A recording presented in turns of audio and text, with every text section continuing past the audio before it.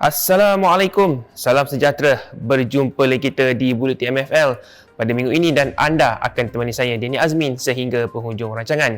Pertama sekali pada minggu ini, kami akan bawakan anda mengenai pengumuman kerjasama Puma bersama dengan rakan pengedarnya Actisport dengan Malaysian Football League untuk menjadi pembekal bola pertandingan rasmi bagi semua pertandingan di bawah kendalian MFL.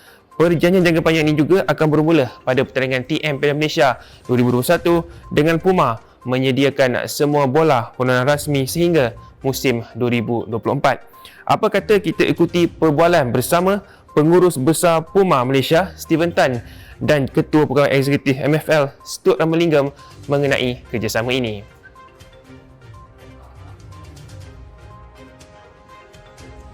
MFL muncul Liga Bola Sepak pertama di Asia bersama Puma yang secara rasmi menghasilkan bola perlawanan edisi khas sekaligus mengukuhkan lagi portfolio Puma di peringkat global. Bola pertandingan rasmi edisi khas MFL untuk TM Piala Malaysia 2021 bakal menggabungkan teknologi terkini yang dibangunkan oleh Puma, direka untuk melengkapkan pelbagai gaya permainan selain menampilkan logo Piala Malaysia 100 tahun.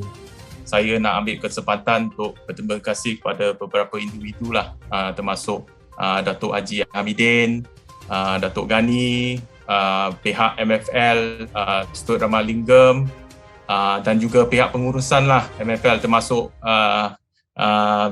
bahagian pemasaran dan komunikasi ya. Dan tak lupalah Cik Muru selaku wakil daripada Actisports lah yang menjadi sebahagian besar daripada kerjasama ini. So secara peribadi saya peminat bola sepak. So di kedudukan saya hari ini dapat tolong dan menyumbang kepada bola sepak tanah air ini memang dekat di hati saya lah. So saya dah lama ikut dah bola sepak tanah air dari zaman awal 90-an. Kami juga amat bangga kita akan memulakan kerjasama ini dengan Piala Malaysia edisi 100 tahun. Ya, 100 tahun dan kami akan menjadi sebahagian lah. Jenama kami akan menjadi sebahagian daripada ini dan menyambung legasi Piala Malaysia lah. MFL ini kita rasa kita mampu membekalkan produk yang terbaik buat masa ni daripada kita, iaitu sekarang bola matchball Piala Malaysia yang kita kemukakan ini bertaraf FIFA Pro lah kan.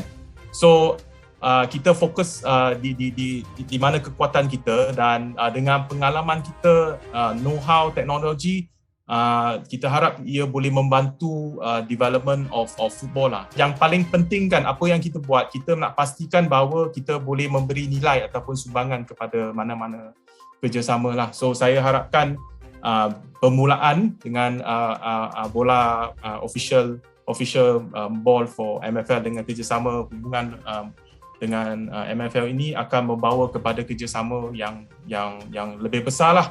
Itu yang kita harapkan lah. Ya. Kita tahu pun juga daripada pemberitahuan daripada Puma juga, kita liga pertama di Asia menggunakan customized Puma match ball untuk liga dalaman kita.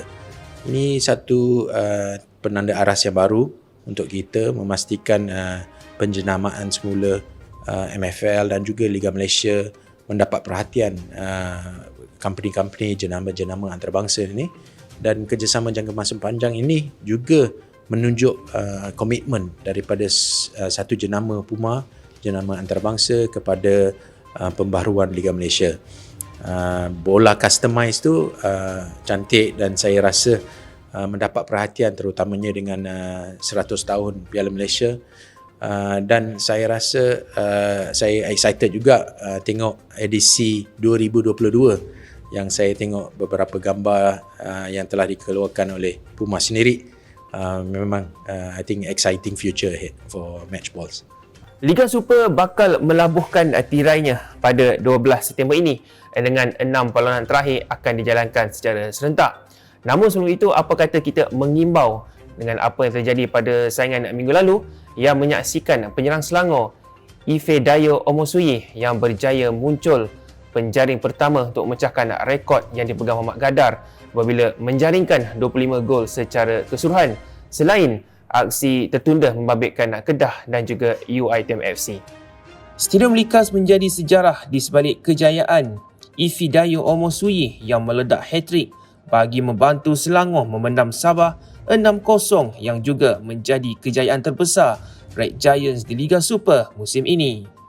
Jaringan pada minit 23, 25 dan 89 memastikan dia kini berada dalam kedudukan tepat untuk mempertahankan anugerah penjaring terbanyak Liga Super yang dimenangi musim lalu. Buat masa ini, Ifidayo mempunyai kelebihan 2 jaringan ke atas penyerang Johor Darul Takzim, Baxter Silva dengan baki satu lagi perlawanan. Absolutely great feeling for me. Great feeling for me. I very grateful to God, and I want to give this special thanks to my teammates. Without them, this will never be possible. They've assisted me, and it's not just about hard work. The team, the coaches, the management, the players, everybody working in Selangor, the fans, they've been very supportive in the dark moments. Some games that didn't go well, they keep supporting me. And say special thanks to my teammates, special thanks to them. This is for them, not just me. We broke the record, not me. Satu-satunya aksi yang berlangsung pada tengah minggu ini ialah membabitkan Kedah Darul Aman dan UiTM yang menyaksikan kedua pasukan terikat 3-3. Biarpun tuan rumah bermula baik melalui jaringan Badrul Bakhtiar, pada minit 37 UiTM membuat kejutan apabila melakar 3 gol bagi meletakkan Kedah dalam keadaan tertekan. Dennis Bushening memanfaatkan sepakan penalti pada minit 40 sebelum Kwon Yong Hyun serta Arif Ar-Rashid mengukuhkan kedudukan UiTM buat seketika. Namun pemain gantian Fikri Zulkifli membakar semangat juang Kedah pada minit 74 sebelum Cici Kipre menyelamatkan maruah Kedah dengan gol pada minit 80. Keputusan seri itu sudah mencukupi memastikan Kedah kembali merampas kedudukan di tempat kedua berbekalkan kelebihan jaringan ke atas Penang FC. First half, I think kita memang control the game.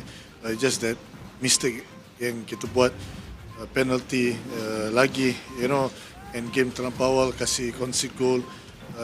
Kita do very well passing game but in the middle of the game memang hujan lebat, a little bit different to adjust sikit. Tapi overall first half, I think kita control the game very well.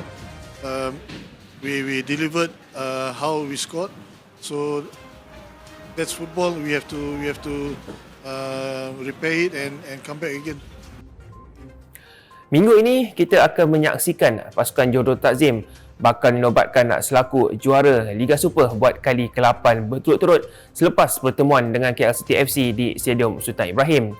Pihak pelatih MFL berasa bertuah kerana dapat menemu bual penjaga gol Johor Darul Takzim iaitu Farizal Malias bagi menceritakan cabaran dan rintangan mereka sebelum bergelar juara pada musim ini.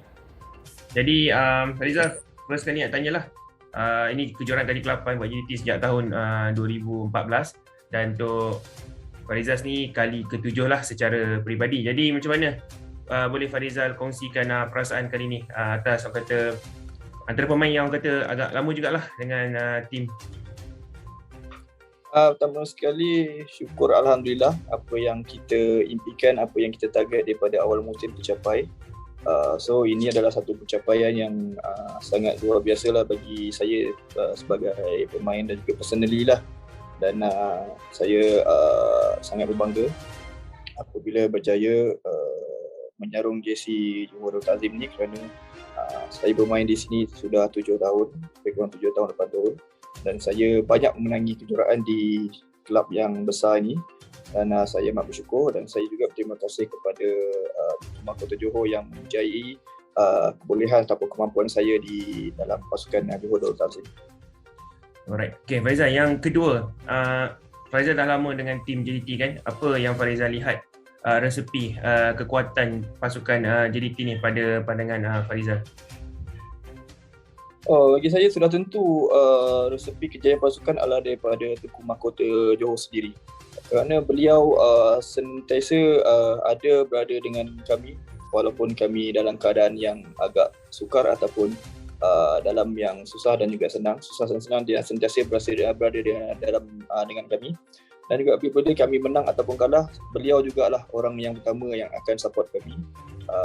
Dan kita boleh nampak hasilnya apa yang beliau lakukan di dalam pasukan. Dan mungkin ramai yang tak tahu macam mana beliau menjaga kami di dalam dan juga di luar padang sebenarnya. Kebiasaannya orang akan melihat beliau hanya di dalam padang, tetapi di luar padang kebanyakannya orang tidak akan ambil kisah. Tetapi Tunku Mahkota Johor ini sangat berbeza. Beliau akan ambil berat daripada luar dan juga dalam padang. So perkara itu akan membuatkan kami lebih berjaga-jaga ataupun lebih profesional dari segi apa orang kata kerja kami yang kami lakukan, kerjaya kami ini. Dan beliau sentiasa push kami supaya memberikan yang terbaik dari segi training dan juga game. So perkara itulah yang akan membuatkan kita lebih supaya kita boleh improve dari segi permainan kita. So dan juga dalam skuad Johor Darul Ta'zim ni mempunyai skuad depth yang sangat besar. So setiap pemain tidak boleh selesa, harus beri segala-galanya di dalam training. Kalau tidak, kita akan disisihkan. So perkara itu yang buatkan kita pasukan Johor Darul Ta'zim ini boleh berjaya. Right. Okay. So selain daripada itu, untuk musim ni pula macam mana Farizal lihat? Yalah, dapat mengesahkan kejuaraan dalam beberapa perlawanan lebih awal, tetapi dari segi persaingan Farizal lihat macam mana? Sebab kita lihat juga ada persaingan yang cukup hebat jugalah masa tengah musim contohnya, tapi mungkin prestasi JDT ni yang mana konsisten. Kemenangan prestasi JDT ni lah yang orang kata memberi kejuaraan yang lebih awal kepada pasukan. Ya, macam yang saya tekankan tadi, kami mempunyai squad depth yang besar. Jadi di awal musim saya agak merisaukan saya kerana kita mempunyai jadual yang padat. Kami harus mengharungi ACL dan sebagainya. Apa yang risaukan saya adalah kecederaan pemain dan juga recovery pemain. Tetapi syukur alhamdulillah kami tidak menghadapi pemain-pemain tidak menghadapi kecederaan yang serius. Jadi itu yang membuatkan kami lebih konsisten dari game by game. So macam saya tekankan juga macam tadi, Tunku Mahkota selalu menekankan kami selalu memberikan yang terbaik dari dalam latihan. So bila kita memberikan yang terbaik dalam latihan, sudah tentu kita akan apply benda itu dalam game yang sebenar. Jadi itu adalah orang kata kunci lah untuk kejayaan kami untuk pada tahun ini. Tapi alhamdulillah, apa yang kita plan, apa yang kita rancang di awal musim itu berhasil. Dengan orang kata hasil kerja keras dari semua pihak lah. Itu yang buatkan pasukan ini konsisten dari awal hingga ke akhir musim. Ya, sikitlah tambahan, kira macam kita tengok analisis panjang musim ni kan. Jadi mungkin ada momen-momen yang menyebabkan tim bangkit ke, macam contoh kalah dengan Terengganu di Lamas ni, adakah itu juga macam satu orang kata turning point juga untuk JT after that mula konsisten dalam prestasi? Ya, betul. Itu bagi saya itu wake up call bagi kami kerana kita tewas dengan Terengganu dan juga lepas tu kita draw. Jadi kita tak dapat collect full point that time lah. So itu adalah wake up call bagi kami yang mana kami tidak boleh ambil mudah pada game by game. Maknanya setiap game adalah final bagi kami. Sebab itu apabila setiap game yang kami lalui, kami akan bagi segala-galanya. Dan apa yang saya lihat, kebanyakannya tim apabila bertemu dengan Johor Darul Ta'zim, mereka akan bermain dengan cara yang berbeza. Maksudnya mereka juga akan beri segala-galanya. Mereka juga ingin menewaskan Johor Darul Ta'zim. Sebab itu pemain harus sedar yang mana setiap tim yang kita lawan, even UiTM ataupun Perak ataupun sebagainya, yang tim-tim di bawah akan jadi remediate lah orang cakap, lagi bermain yang luar biasa orang cakap kan daripada game yang biasa dilalui. So itu yang membuatkan kami harus berwaspada, harus berhati-hati, harus berikan sebaik mungkin every game yang kita lalui. Dan itu adalah kunci kejayaan kami dan juga konsistensi itu yang sangat penting. So alhamdulillah squad depth yang kami ada ini memberikan kami kelebihan untuk menjuarai kejuaraan pada tahun ini. Perlawanan yang pasti menjadi tumpuan minggu ini ialah Penang dan Terengganu FC di Stadium Bandaraya, selain Melaka United dan Kedah di Stadium Hang Jebat yang bakal menentukan siapa bakal bergelar naik juara Liga Super dan seterusnya meraih tiket ke Piala AFC. Ini kedudukan Liga selepas perlawanan Liga Super ke-21. Selain Johor Darul Takzim yang sudah mengesahkan kejuaraan, kita boleh melihat Kedah dan Penang terikat dengan 40 mata, manakala Terengganu di tangga keempat dengan 37 mata. Slot terakhir Piala Malaysia masih menjadi perebutan antara dua pasukan yang sudah tersingkir dari saingan Liga Super musim depan, Perak FC dan UiTM. Maka Buletin MFL berakhir di sini. Dan jangan lupa untuk ikuti secara langsung Liga Malaysia di berbagai platform yang kami sediakan seperti di Unify TV, Unify Play TV dan juga YouTube Unify. Selain perkembangan rasmi di Facebook, IG dan juga laman web rasmi MFL.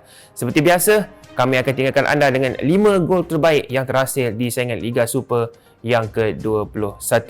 Ingat, kita jaga kita dan tinggal di rumah jika tiada sebarang urusan penting di luar. Bye. Target man. Antaran rendah, satu antara baik. Oh, cantik sekali rembatan ini. Bukan rembatan sebenarnya. Ke dribbling di sini, sorry. Rembatan dan itu dia gol. Cekaman mereka rasakan awal oleh Selangor. Oh, cantik sekali. Sentuhan pertama Nur Hakim Hassan. Perampas kembali. Deng Ong sekarang ini kepada Efidayo. Efidayo musuhi. Tidak sampai 2 minit. Manion pula menggerakkan serangan untuk pasukan Melaka ketika ini masih lagi dalam larian yang dilakukan oleh Manion. Berjaya Manion lepas kali ini. Manion dia perlu tolak lebih cepat lagi namun tidak. Manion dan itu dia gol. Cantik. Download aplikasi Shoot sekarang.